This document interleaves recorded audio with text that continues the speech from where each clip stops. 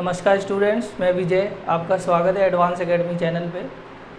मैं इस चैनल पे आपके लिए आर.एस. अग्रवाल अंकगणित का कंप्लीट सॉल्यूशन लेके आ रहा हूँ। स्टूडेंट्स, हम आर.एस. अग्रवाल अंकगणित के सारे चैप्टर सीरियल वाइज सीखेंगे, एक एक चैप्टर और हर चैप्टर के सारे क्वेश्चन।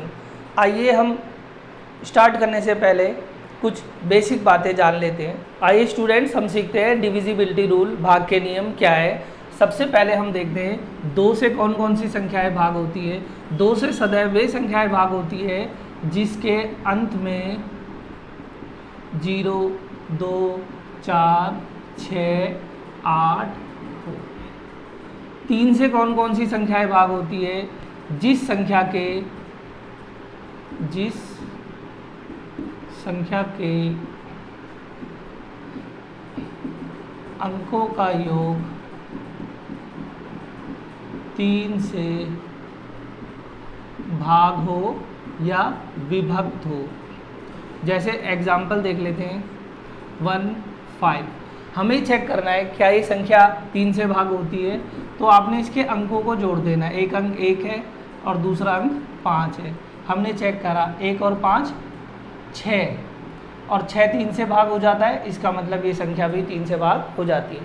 अब हम सीखते हैं 4 का रूल क्या कहता है। संख्या के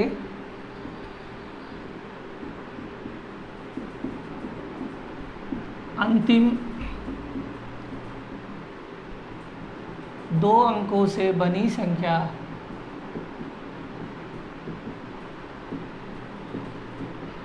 यदि 4 से भाग हो। 4 से सदैव वही संख्याएं भाग होंगी। किसी भी संख्या के आखिर के 2 अंक ले लें और उससे एक नई संख्या बना लें।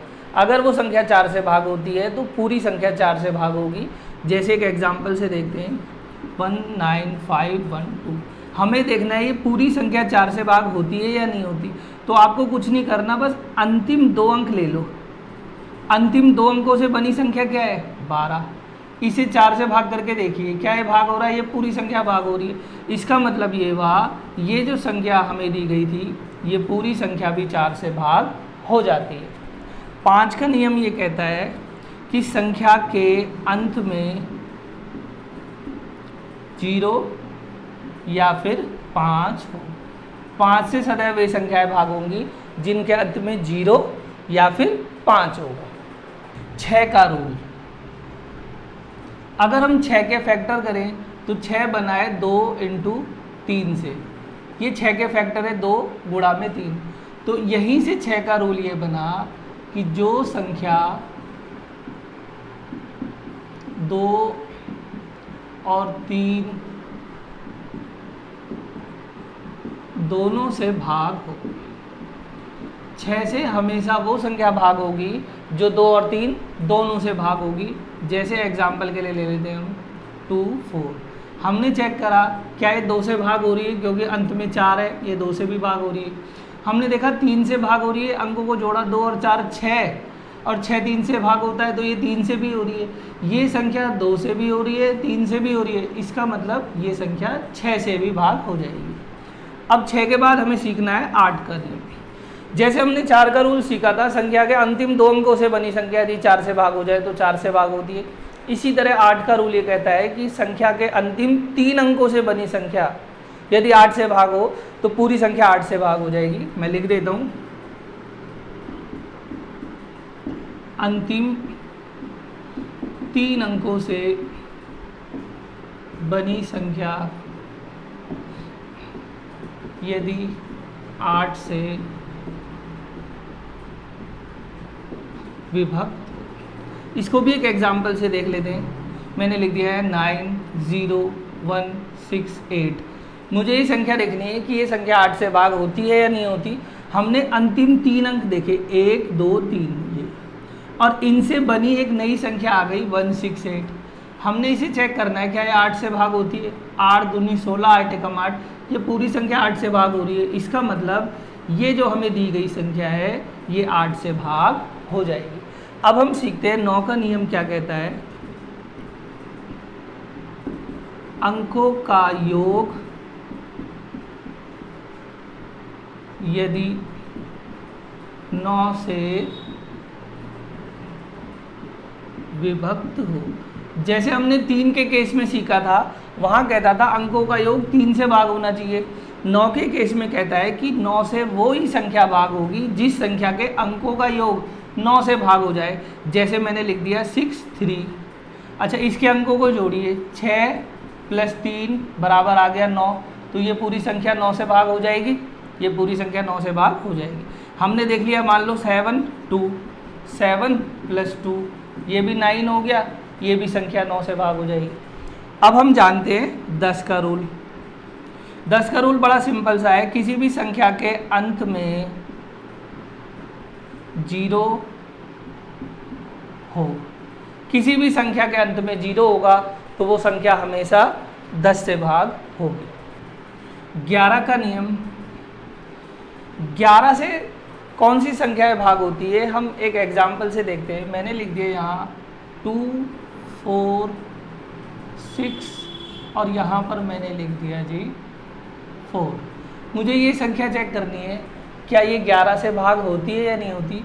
तो 11 के केस में हमें क्या करना है, जो हमें संख्या चेक करनी है उसका पहला अंक और एक अंक छोड़ के अगला, इसी प्रकार अगर कोई और अंक है तो उसे आगे ले लेंगे। फिर दूसरे में जो बच गया ये और इसे छोड़ के अगला, ऐसे करके इन अंकों को ले लेंगे। तो यहाँ हमारे पास 2 ग्रुप निकल के आए, एक ये और एक ये वाला। इन ग्रुपों को जोड़ देंगे, 2 और 6 8, और इस ग्रुप को जोड़ेंगे तो 4 और 4 8। इसको आपको घटा देना है। अगर घटाने पर रिजल्ट 0 या फिर 11 का गुणज आता है, मल्टीपल आता है, तो फिर ये संख्या 11 से भाग होगी। तो यहाँ पर रिजल्ट 0 आया, इसका मतलब ये जो संख्या है ये 11 से भाग हो जाएगी। आइए हम एक और एग्जांपल ले लेते हैं, 39908। मैं इसको भी चेक करता हूँ।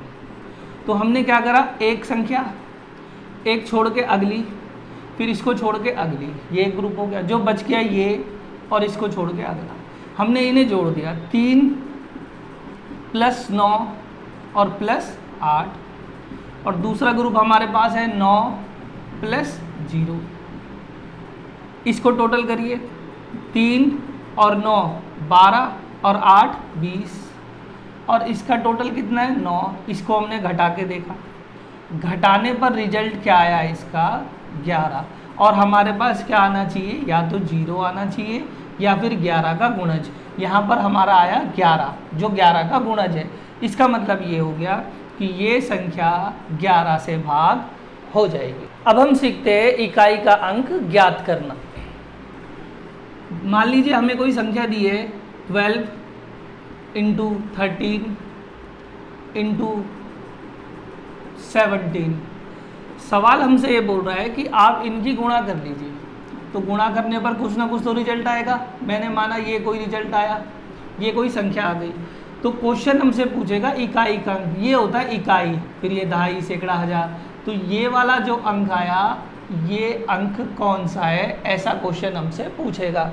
तो इस केस में हमें क्या करना है, आपसे इकाई का अंक पूछा जा रहा है, तो आप भी केवल इकाई के अंक ले लीजिए। जैसे इस संख्या का इकाई का अंक 2, इस संख्या का ले लिया 3 और इस संख्या का ले लिया 7। हमसे कह रहा है गुणा करिए, आप भी गुणा कर दो। अब इनकी गुणा करके केवल इकाई का अंक लेना है। जैसे देखो 2 तिया इकाई का अंक हो गया 6 और 6 सते 42, 42 का इकाई का अंक क्या आएगा 2। तो हमारा जो रिजल्ट आया वो इकाई का अंक आएगा 2। एक और एग्जाम्पल से देख लेते हैं। हमसे पूछा जा रहा है 1357 + 1096। हमसे कहा गया है कि इनका इकाई का अंक बताइए। तो आपको केवल इकाई का अंक ले लेना है 7, यहाँ प्लस है, यहाँ इकाई का अंक ले लिया 6। तो 7 और 6 13, तो 13 का इकाई का अंक कितना आया 3। तो हमारा जो इकाई का अंक आएगा वो आएगा 3। ऐसे ही एक और एग्जाम्पल देखते हैं।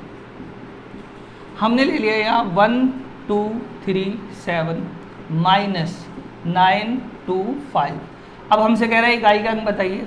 तो आपने क्या काम करा, इकाई का अंक ले लिया 7, यहाँ माइनस है, यहाँ इकाई का अंक ले लिया 5। तो 7 में से 5 जाएगा 2, इकाई का अंक आ गया 2। एक और एग्जाम्पल ले लेते हैं। मैंने लिख दिया जी 9273 माइनस 8217, इकाई का अंक 3 माइनस इकाई का अंक 7। अब 3 में से 7 जाएगा माइनस में, ये तो बड़ा है, ये तो जाएगा नहीं, और इकाई का अंक माइनस में होता नहीं है। तो उस केस में हमें क्या करना है, यहाँ हासिल लेके, देखो ये 7 है और ये 3 है, छोटा है, यहाँ हासिल लेना है। तो जब भी आप हासिल लेंगे तो यहाँ 1 लगा दो। तो अब ये क्या बन गया आपका 13। तो 13 में से 7 गए, कितना बचा 6। तो हमारा जो इकाई का अंक आएगा वो आएगा आपका 6। यदि क्वेश्चन ऐसा हो 1 2 3 7 और इसकी पावर हमें दे रखी हो कुछ भी, जैसे मैंने लिख दिया 9213, और अब पूछा गया है कि इकाई का अंक बताइए, तो यहाँ कोई संख्या है और इसकी पावर है, इकाई का अंक आपसे पूछा है, तो ऐसे सवालों को कैसे करते हैं। तो सबसे पहले हम जानते हैं, यदि ये जो संख्या हमें दी है, संख्या का अंतिम अंक 0 1 5 6 हो, तो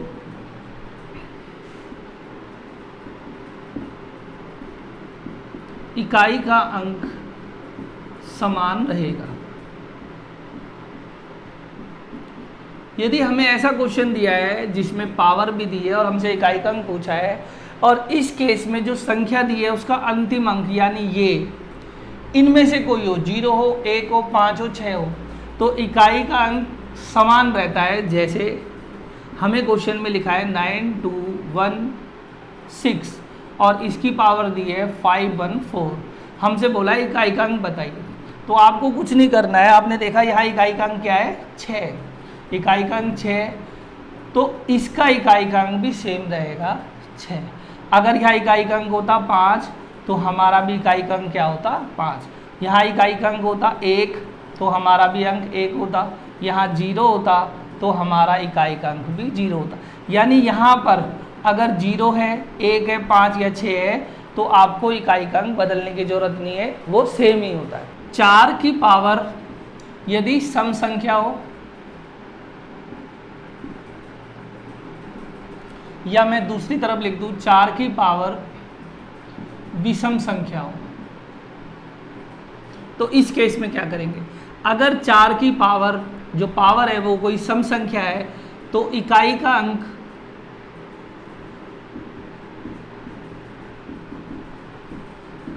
हमेशा 6 होगा, और अगर 4 की पावर कोई विषम संख्या है तो इकाई का अंक हमेशा 4 होगा। ऐसा क्यों होता है, देखिए जैसे हम इसे देखते हैं। पहले 4 की पावर कोई सम संख्या ले लो, मैंने सम संख्या ले ली 2, तो ये सॉल्व हो के आया 16, तो इकाई का अंक कितना आ गया 6। मैंने कुछ और सम संख्या ले ली 4 की पावर 4, तो ये 4 की पावर जो 4 होता है ये होता है आपका 256, तो इकाई का अंक क्या आ गया 6। तो हमने देखा अगर 4 की पावर सम संख्या हो तो इकाई का अंक सदैव 6 होगा। इसी तरीके से अगर 4 की पावर कोई विषम संख्या है, मैंने विषम संख्या ले ली 1, तो ये सॉल्व हो गया आया 4, इकाई का अंक 4 है।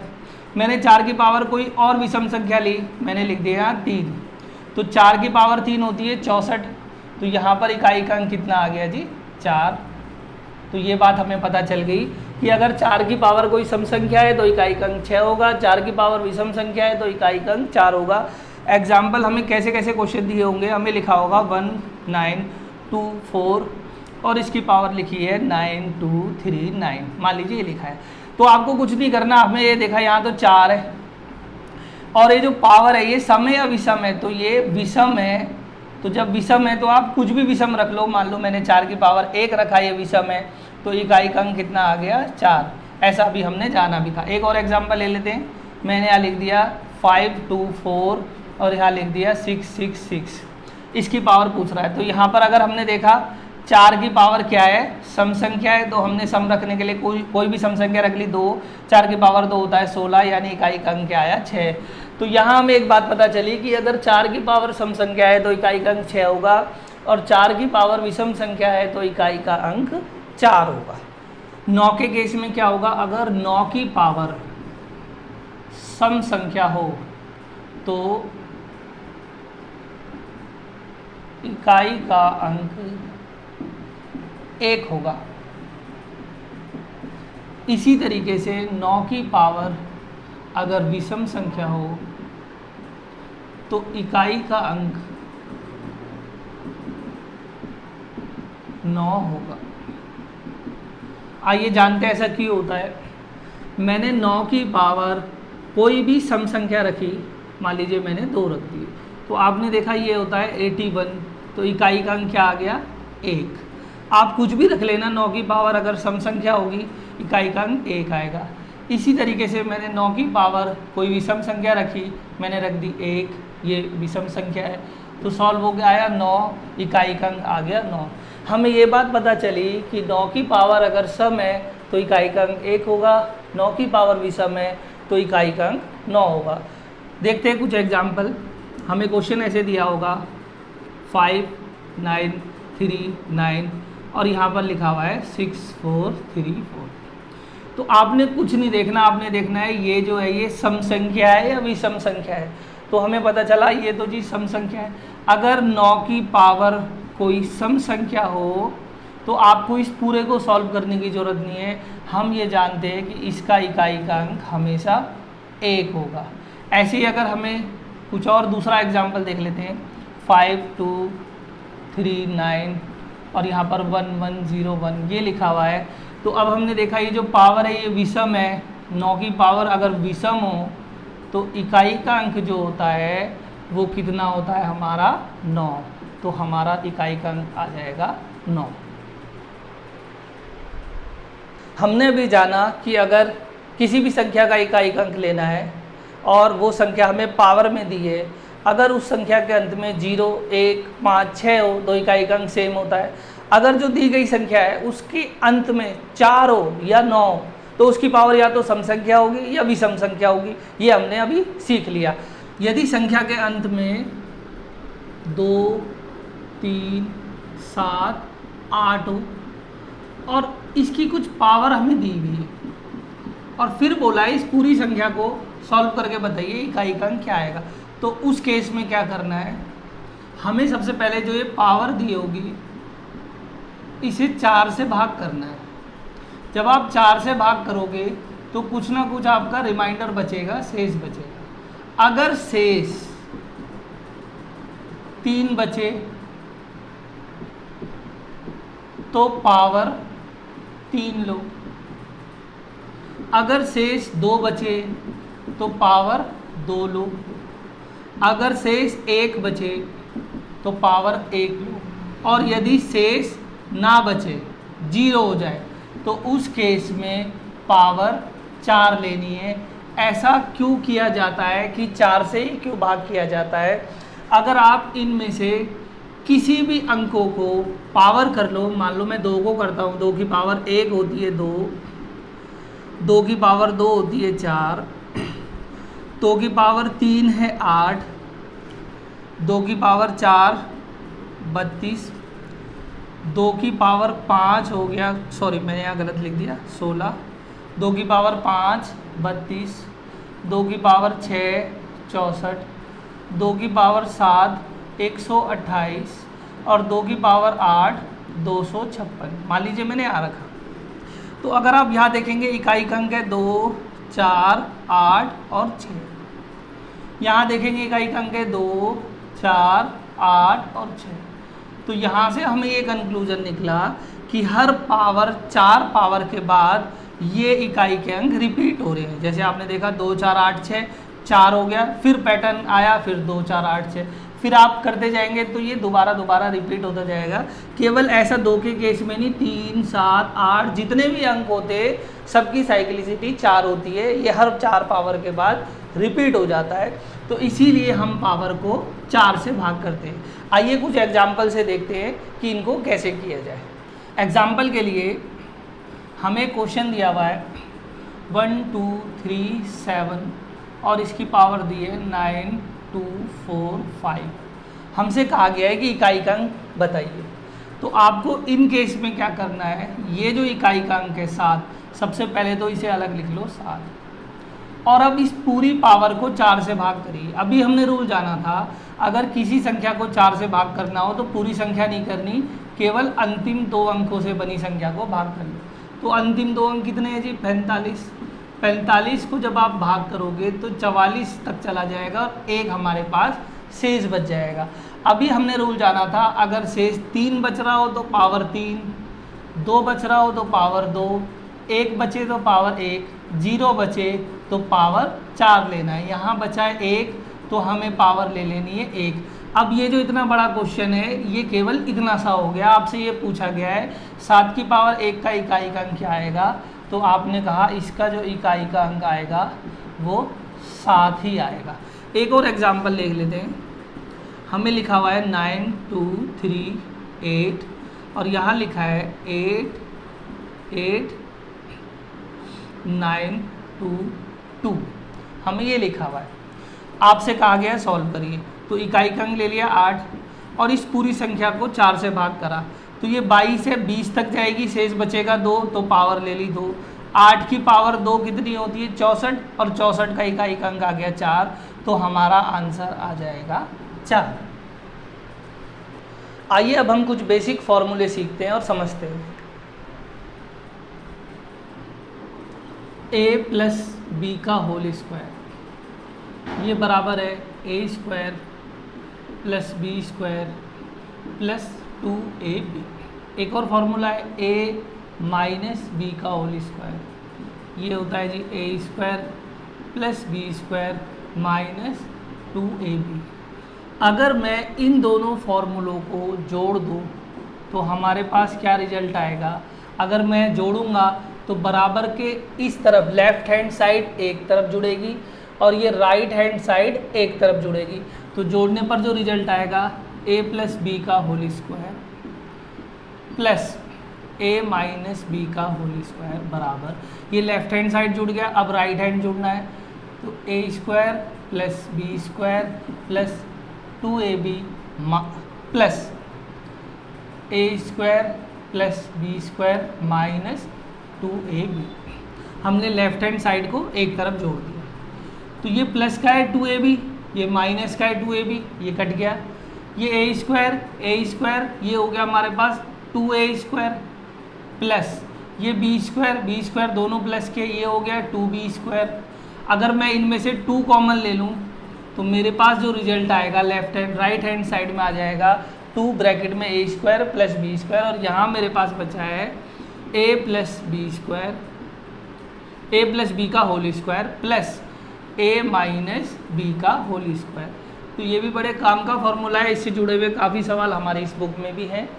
तो ये होता है a प्लस बी का whole square plus a minus B का होल स्क्वायर बराबर 2 ब्रैकेट में a स्क्वायर प्लस में बी स्क्वायर। अब अगर मैं इन दो फॉर्मूलों को आपस में घटा दूँ तो घटाने पर क्या होगा, ये इसमें से घटेगा a प्लस बी का whole square minus a minus B का होल स्क्वायर, और इसमें से ये घटाना है a square plus B square plus 2ab, और घटाना है इसमें a square plus B square minus 2ab। तो अगर हम देखेंगे यहाँ पर माइनस साइन है, तो अगर बाहर माइनस साइन हो तो चिन्ह बदल जाते हैं, ये प्लस का माइनस में आ जाएगा, ये भी प्लस का है माइनस में हो जाएगा, ये माइनस है और बाहर भी माइनस है तो ये प्लस में हो जाएगा। बी स्क्वायर से बी स्क्वायर कट गया, ए से ए कट गया, 2ab और ये भी 2ab दोनों प्लस के हैं तो ये जुड़ के हो जाएगा 4ab, और यहाँ पर हमारे पास बचा a प्लस बी का whole square minus a minus B का होल स्क्वायर, और ये भी एक इम्पॉर्टेंट फार्मूला है जिससे जुड़े हुए काफ़ी सवाल हमारी बुक में हैं। हम देखते हैं जो फॉर्मूले अभी हमने देखे थे उससे कैसे कैसे सवाल आ सकते हैं। जैसे एग्जांपल अगर मैं लूँ, हमें क्वेश्चन दिया है 1.2 प्लस 0.8 का होल स्क्वायर प्लस 1.2 माइनस 0.2 का होल स्क्वायर, और बटे में लिखा है 1.2 इंटू 1.2 प्लस 0.8 इंटू में 0.8। आपसे कहा गया है इसको सॉल्व करिए। अगर आप इस क्वेश्चन को देखेंगे, इसे a और इसे b अगर माने तो ये हमें a प्लस बी का होल स्क्वायर दिया हुआ है प्लस, और ये a माइनस बी का होल स्क्वायर दिया हुआ है, और नीचे लिखा हुआ है a स्क्वायर और प्लस बी स्क्वायर। हम ये बात जानते हैं ऊपर जो सॉल्व करके आता है 2a square plus B square, और नीचे हमें a square plus B square दिया ही हुआ है, इससे कट जाएगा और आपका रिजल्ट आ जाएगा 2। तो जब भी इस टाइप के क्वेश्चन आपको दिए हुए हों, यहाँ पर आपको a प्लस बी का होल स्क्वायर और प्लस a माइनस बी का होल स्क्वायर बन रहा हो और नीचे a square plus B square हो, तो यहाँ पर पॉइंट में दिया हो या परफेक्ट नंबर हो, हमें इससे कोई मतलब नहीं है। अगर यहाँ प्लस होगा तो आपका हमेशा आंसर 2 आएगा। अगर मैं एक और एग्जांपल लूँ और इसी क्वेश्चन को थोड़ा सा चेंज करूँ, 1.2 प्लस 0.8 का होल स्क्वायर माइनस 1.2 माइनस 0.8 का होल स्क्वायर, और बटे में मैं लिख दूँ 1.2 इंटू 0.8।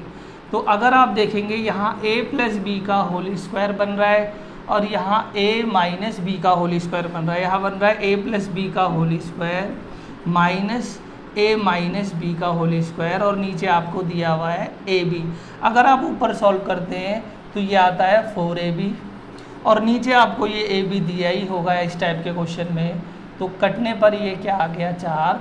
तो इसका कंक्लूजन ये है कि जब भी इस टाइप के आपके क्वेश्चन हो a प्लस बी का whole square minus a minus B का होल स्क्वायर और अपॉन में a इंटू बी दिया हो, चाहे संख्या परफेक्ट नंबर हो या फिर पॉइंट में हो, अगर यहाँ माइनस है तो आपका आंसर हमेशा 4 होगा। और ऐसा अगर क्वेश्चन दिया a प्लस बी और a माइनस बी का होल स्क्वायर और यहाँ प्लस है तो आपका आंसर 2 होगा। आइए हम कुछ और फॉर्मूले देखते हैं। a की क्यूब प्लस b की क्यूब ये बराबर होता है a प्लस बी ब्रैकेट में a square plus B square minus A B. दूसरा है a की क्यूब माइनस b की क्यूब, ये बराबर होगा a माइनस बी ब्रैकेट में a square plus B square और प्लस ए बी। देखते हैं इससे जुड़े हुए कैसे कैसे क्वेश्चन है इस बुक में और कैसे कैसे एग्जाम में आते हैं। हमें क्वेश्चन दिया हुआ है 9 into 9 into 9 plus 3 into 3 into 3 upon में 9 into 9 plus 3 into 3 minus 9 into में 3। आपसे बोला गया है इसे सॉल्व करिए। अगर आप देख पा रहे होंगे इस क्वेश्चन में तो ये है a की क्यूब प्लस ये है b की क्यूब, ये है a square plus B square और ए बी। अगर हम इसे सॉल्व कर दें ये होता है a plus B A square plus B square minus A B, और नीचे हमें दे रखा है a square plus B square minus A B. इससे ही कट गया तो हमारे पास खाली क्या बचा a प्लस में b। तो अगर इस टाइप के हमें क्वेश्चन दिया हुआ हो और a की क्यूब प्लस b की क्यूब ऊपर साइड में बन रहा हो और नीचे a square plus B square minus A B दिया है, तो इसका अगर यहाँ प्लस लिखा हो तो इसका रिजल्ट आता है a प्लस बी। तो यहाँ पर a कितना है 9 प्लस और b कितना है 3, तो हमारा ये जो रिजल्ट आएगा, हमारा जो आंसर आएगा वो आ जाएगा 12। अगर मैं इसी क्वेश्चन को थोड़ा चेंज कर दूँ और यहाँ माइनस कर दूँ, अब अगर मान लीजिए क्वेश्चन में ऐसा लिखा हुआ है तो अगर आप देखेंगे यहाँ बन रहा है a की क्यूब माइनस बी की क्यूब, नीचे दिया हुआ है a square plus B square, अब प्लस यहाँ पर माइनस है तो यहाँ प्लस दिया होगा, तो अगर आप इसे सॉल्व करेंगे तो ये ऐसे बन जाएगा और यहाँ पर ये ऐसे बन जाएगा, इससे कट गया। अब हमारे पास रिजल्ट आएगा a माइनस बी। तो यहाँ पर a कितना है 9 माइनस b कितना है 3, तो हमारा जो आंसर आएगा वो आ जाएगा 6। तो यहाँ पर समझने वाली बात ये है कि हमें अगर ऊपर a की क्यूब और b की क्यूब लिखा हो और यहाँ प्लस हो तो हमारा आंसर आता है a प्लस ये b, अगर यहाँ माइनस हो तो हमारा आंसर आएगा a माइनस b। आइए हम देखते हैं अगर यही क्वेश्चन हमें रिवर्स दिया हो, उल्टा दिया हो, तो हमें क्या करना है। कई बार ये क्वेश्चन हमें उल्टा दिया होगा, हमें लिखा होगा 9 इंटू 9 प्लस 3 इंटू 3, यहाँ प्लस या माइनस 9 इंटू में 3, मैं प्लस या माइनस दोनों लिख देता हूँ। यहाँ लिखा होगा 9 इंटू 9 इंटू 9, यहाँ प्लस होगा या माइनस भी हो सकता है, 3 इंटू 3 इंटू में 3। तो अब अगर आप देखेंगे तो a की क्यूब और b की क्यूब यहाँ नीचे बन रहा है बटे में प्लस या माइनस, और यहाँ बन रहा है a square plus B square minus या प्लस ए बी। तो जब भी आप ऐसा वाला क्वेश्चन करेंगे, ये ऐसे रिवर्स लिखा हुआ है आपको, तो इसका रिजल्ट हमेशा 1 बटे में a की क्यूब प्लस माइनस b की क्यूब, सॉरी मैंने गलत लिख दिया, 1 बटे में a प्लस माइनस b आएगा। तो इस केस में हमारा जो आंसर आएगा 1 बटे में ये a प्लस या माइनस b, ये हमारा आंसर होगा। अगर यहाँ प्लस होता तो हमारा आंसर आ जाता 1 9 प्लस 3 यानी 1 बटे में 12। अगर यहाँ पर माइनस होता तो हमारा आंसर आ जाता 9 माइनस 3 यानी 1 बटे 6। उम्मीद है दोस्तों आपको पसंद आई होगी ये वीडियो। अब हम अगली वीडियो में मिलते हैं और उसमें पहले चैप्टर को स्टार्ट करेंगे जिसका नाम है संख्याओं पर सक्रियाएं, और पहले चैप्टर के पहले क्वेश्चन से हम बिल्कुल स्टार्ट करेंगे, पहला दूसरा ऐसे करते करते क्रमवार तरीके से हम आगे बढ़ेंगे और पूरी बुक को सॉल्व करेंगे। धन्यवाद।